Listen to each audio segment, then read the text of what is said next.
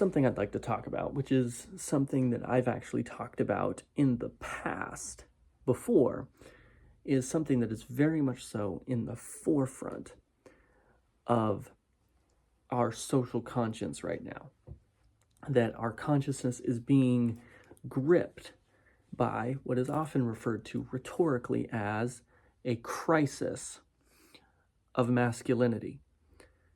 That, quite frankly, I think the root of it comes from that if I was to ask any number of men in my sphere of influence, which includes Christians, non-Christians, church leaders, non-church leaders, laymen, just average Joes, working, people that are out of work and struggling, just all these types of people.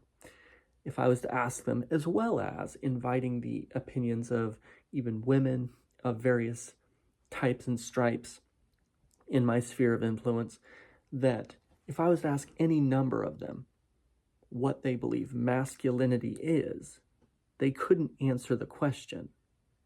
They wouldn't know, not necessarily what it should be, but they wouldn't know what it is, its essence is. And that lack of abstraction, that lack of concrete understanding of what you're grasping for has resulted in everything volunteering as an option. And so on the one hand, you have, it's a product of the last couple of generations, the rhetoric that floats through the education system of that you can grow up and you can be anything that you want to be.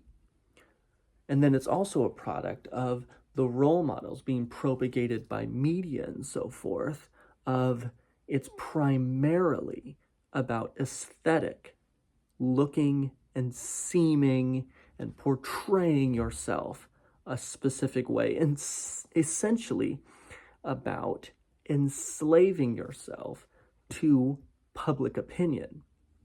But one thing that most often is never really consulted is anything historical. It's usually, in fact, our society tends to view anything and everything historical as to be avoided, something to be opposed in many ways, that either because it's no longer current, it's no longer popular, it's no longer acceptable, that it's out of date, that it is obsolete. We might even, it's the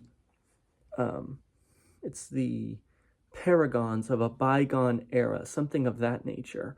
And so we've relegated whereas in past generations, age was almost the defining characteristic of masculinity. There's a meme that floats around occasionally of that you should beware of an old man in an industry or a business in which men tend to die young, right? There's that you come across someone that has a beard. There's an expectation that they're going to have things to say and that they're worth waiting to hear. They're not just going to volunteer those things necessarily, because of the fact that one of the things about a good teacher is they tend not to try to waste their wisdom on ungrateful hearers, primarily those that aren't going to practice the things that they have been given. So it's something to consider, that it's something that has been remarked about older media portrayals of men, that often, especially going through, let's say, the golden age of the masculine, the male protagonist in film, is that they are, or tended to be, men of few words. That whereas the standard kind of metric for determining who the star of a movie was the number of lines they were given, right? The number of actual words spoken. And so when you watch the credit roll on something, usually the character that is listed first, the one whose face is going to go on the marketing material, would be the one that has the most lines, because it's a holdover from stage presentation, right? The one who's going to be out there, like the narrator, for instance, who's going to be giving the monologues. Hamlet, for instance, is the star of really all of Shakespeare. He's got a monologue in every scene of the play that portrays his name, but he outpaces every other stage main character or character altogether by a wide berth. I think, in fact, if you stack them up, Iago from the Moor of Venice, Merchant of Venice, I think is second, and he has quite a bit to say as well, but he's the antagonist. But he's usually listed first. That's how it used to be. But then in the 70s, 80s, the 60s, you have these characters like a James Bond, like the Clint Eastwood westerns, the Chuck Norris action films and such, where the lead character becomes characterized by being primarily men of action. They're doing things on screen, and their dialogue is restricted often to like one-liners, minimal dialogue, the absolute minimum necessary in order to advance a plot. They spend a lot of time sitting quietly in the center of the frame, and that changed a lot of things. That what ended up becoming referred to throughout a lot of time, I guess you'd say, of stoicism.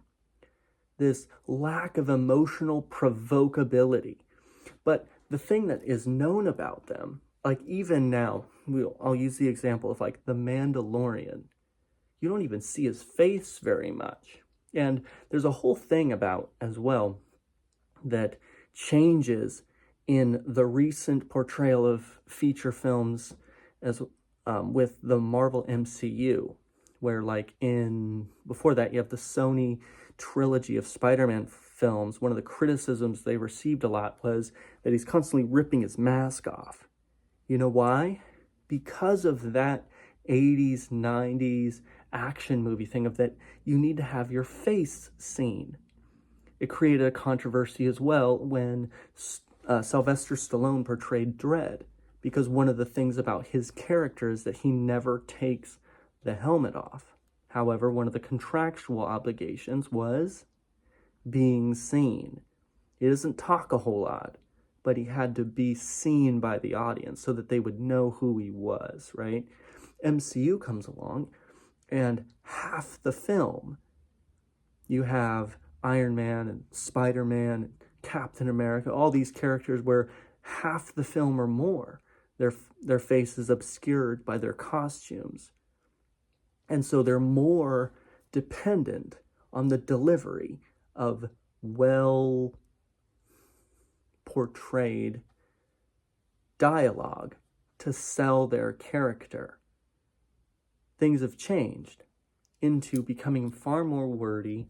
I'll use the example of like the Ryan Reynolds characters, which he plays the same character in every film that he's been in recently, but he's constantly chattering. And in past generations, that hyperverbality, I guess is what I'll call it, would have been a mark of emotional insecurity, of immaturity. And you kind of see that in other aspects of the way that specific character is portrayed. Spider-Man as well, he's supposed to be younger, so he gets a pass on this, but it's all over the place of men who just don't know how to shut their mouths somehow. And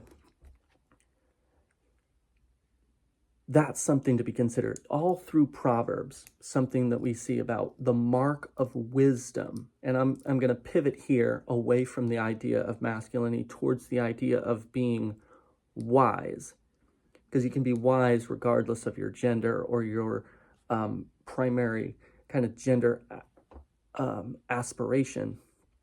But being mature, being wise, is that where words are heaped up, deception, foolishness is short to be seen. There's probably, if you were to heap up about half overall of the Proverbs that are written in the book of Proverbs, they are direct denunciations of things like scoffing and crude humor and violent speech. And so it's something to be considered of being maybe even slow to anger, right? This is what Paul writes. Slow to speak. That's a lost trait in today's society. And I think part of it as well that social media is so dependent on delivery mechanisms like this one. People don't like to sit and read anymore, unfortunately. And so the ability to deliver words in a charismatic way is kind of a first track, a highway, a fast track to having an audience deliver, right? So that's one thing to consider. Another would be that, as I'm slowly kind of sliding towards, is, yes, we've gotten away from just behaving in a reserved manner.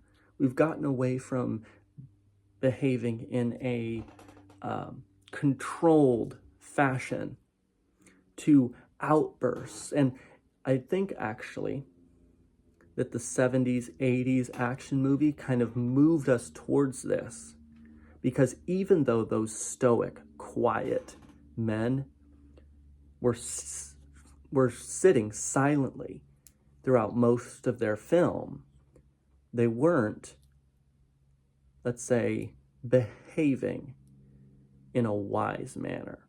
And it's difficult to walk the line on this, but the reality is they were given over to outbursts of rage and vengeance, which are also not God-honoring biblical values. Again, from the words of Paul, right?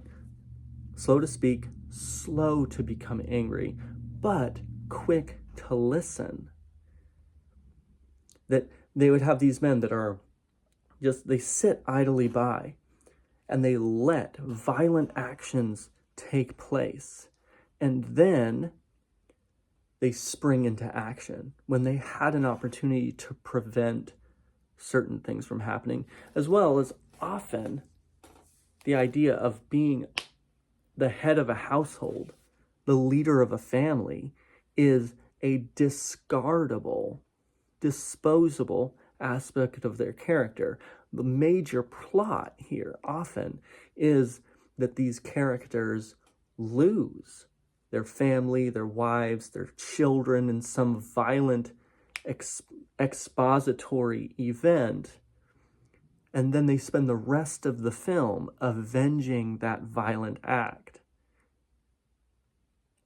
And even though the whole thing is them having the ability, the skills necessary to have prevented it, and yet having not done so. It's very actually reminiscent of characters like David. When you read his story in 2 Samuel, of that he had opportunities to prevent the assault of Tamar by Amnon, but chose not to. He had the opportunity to not allow Joab to conduct the census, but does it anyway. He had opportunities to not be on that rooftop with Bathsheba, and yet chooses instead to be there, to see her, to like all of those things. Like, they had opportunities, but they refused to. And that's kind of the narrative of masculinity that we've always struggled with, of that the icons we looked at they end up giving us a picture of masculinity, but not the whole thing. And we'll grab onto the Western silent hero, like a Clint Eastwood, or a character like a Chuck Norris, then his sweeping flying kicks, or Bruce Lee playing ping pong with nunchucks, or something of that nature. And we'll put their posters on our wall and do nothing with the influence. But there is another option available to us, and that would be Jesus. In fact, one of the things that interpreters, scholars have kind of delivered to us traditionally is that Luke's gospel, the investigatory gospel, is primarily trying to deliver to us the idea of Jesus as being the perfect man, that he gets angry but doesn't sin, that he interacts with men and women and children, people that are subordinate to him, people that are superior to him politically, religiously, things of that nature, and yet never does he dishonor, never does he degrade, never does he exploit, never does he do any of those things, that he has a perfect, flawlessly grounded relationship, unassailable relationship with every single one of them. And so that's our model. In 1 Corinthians, Paul writes, telling the men, after all of everything that they had been through in that letter, talking about expelling people for sexual misconduct, when we're talking about how to conduct worship in proper order, and just all of those other things, those hard subjects that they had been discussing beginning to end, and then finally it resolves. Chapter 16, verse 13, it says, be on your guard, right? Not passive. Stand firm in the faith. Act like men. Be strong. Verse 14, and do everything with love. That's what real masculinity is. First, not shying away from the true traits that are inherent in every boy, in every man. Not diminishing them the way that most public school systems tend to do, of trying to de-wire the masculinity out of boys and treating them like they are from the biological level, just defective, misbehavant girls. But actually letting that, what is natural to them, flow through them in a controlled manner. So, with being on our guard, there's an unfortunate level of passivity among men now. It's been attributed to a lot of things, none the least of which is that they are too busy at work and things of that nature, as well as that they've had a lot of their power in society stripped away from them, given to women. But none of those are good excuses. But excuses is exactly what they are. It's not a mistake that when Paul is prescribing the guidelines, the criteria for how to select an elder and a deacon to his mentees, Titus and Timothy, he tells them that they are to lead their own families well as their first order duty. Be on your guard. Stand firm in the faith. Have your feet down underneath you in loyalty to what you know, which means you have to know it, right? You have to have a foundation to build on. That is where the knowledgeable baseline of how to act like men is going to come from. Be strong. It means that you're not going to wilt back against society as it tries to force you onto the perimeter. It means that you aren't just going to let the government or anyone else, for that matter, take your rightful position in teaching your own children and the children in your influence. But you're going to do all of that with gentleness and respect for each individual that you're interacting with, understanding your responsibility, understanding their responsibilities. That's what I'm going to leave you with. 1 Corinthians 16, 13, 14. That is how we are going to reclaim what we need in this crisis of masculinity.